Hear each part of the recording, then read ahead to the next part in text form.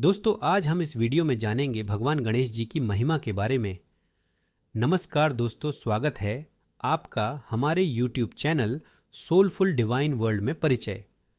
गणेश चतुर्थी, जिसे विनायक चतुर्थी भी कहा जाता है, हिंदू धर्म के सबसे पूजनीय त्योहारों में से एक है, जिसे पूरे भारत, विशेषकर महाराष्ट्र में बड़े ही श्रद्धा के साथ मनाया जाता है। यह त्योहार भगवान गणेश के जन्म का प्रतीक है, जो भगवान शिव और देवी पार्वती के प्रिय पुत्र हैं। भगवान गणेश को बुद्धि, समृद्धि और विघ्नहर्ता के रूप में पूजा जाता है। भगवान गणेश की उत्पत्ति कैलाश पर्वत की दिव्य भूमि में एक बार देवी पार्वती स्नान करने का निश्चय करती हैं। वह चाहती थीं कि कोई उनके द्वार की रक्षा करे, इसलिए उन्होंने अपने शरीर पर लगाए गए हल्दी के लेप से एक बालक की आकृति बनाई। देवी ने उसमें प्राण फूंके और उसका नाम गणेश रखा।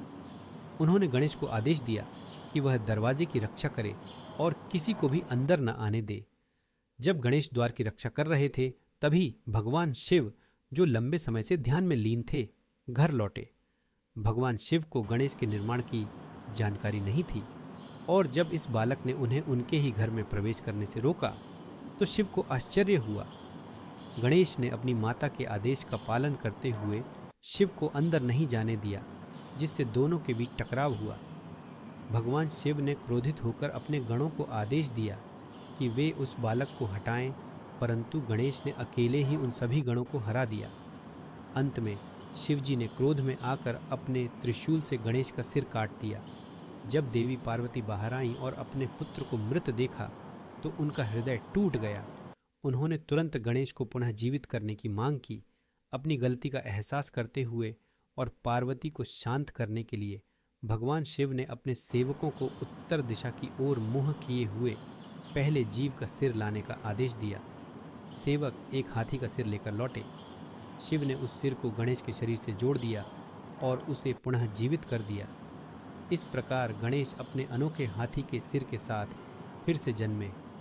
देवी पार्वती अत्यंत प्रसन्न हुई और शिव ने गणेश को अपने गणों का अधिपति घोषित कर दिया, जिससे उन्हें गणपति या गणेश का नाम मिला। साथ ही शिव ने आशीर्वाद दिया कि गणेश की पूजा हर शुभ कार्य और पूजा से पहले की जाएगी। त्योहार का महत्व। गणेश चतुर्थी इस दिव्य घटना का प्रतीक है, जिसमें भगवान गणेश के पुनर्जन्म का उत्सव मनाया जाता है। यह पर्व विशेष रूप से 10 दिनों तक मनाया जाता है, जो भाद्रपद मास अगस्त या सितंबर में शुक्ल पक्ष की चतुर्थी से प्रारंभ होता है।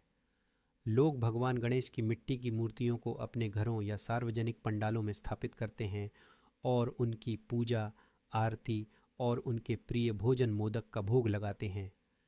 गणेश जी की आराधना पूरे भक्ति भाव से की जाती है, जिससे लोग उनकी कृपा से समृद्धि, बुद्धि और अपने जीवन के विघ्नों को दूर करने की प्रार्थना करते हैं। त्योहार का समापन गणेश विसर्जन के साथ होता है, जिसमें गणेश जी की मूर्तियों को जल में विसर्जित किया जाता है।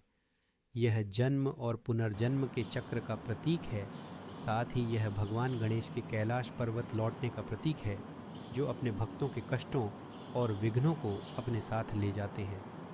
गणेश चतुर्थी से मिलने वाली सीख। 1. भक्ति और विश्वास।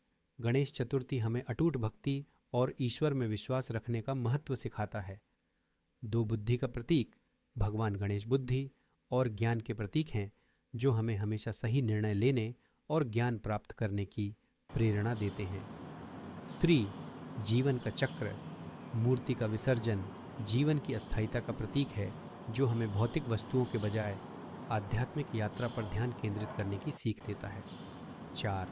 एकता और सामूहिकता। गणेश चतुर्थी लोगों को एकजुट करता है और समाज में एकता और सद्भाव का संदेश फैलाता है।